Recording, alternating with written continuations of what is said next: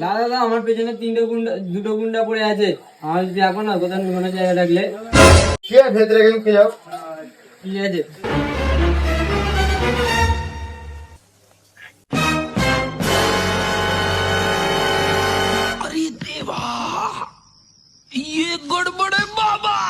একটা ছেলেকে দেখেছো আমাদের ব্যাগ নিয়ে ছাড়লো। ও আমাদের প্রধানের ছেলে, ঘর থেকে পেইলে যাচ্ছে, বুঝতে পেরেছো? ওকে ধরে দিতে পারলে 1 লাখ টাকার প্রাইজ আছে। শোনো শোনো শোনো শোনো, আমি তো জানি তাহলে পুরস্কারটা আমি পাবো। হ্যাঁ তুমিই তো পাবে। কোথায় আছো কোথায় আছে?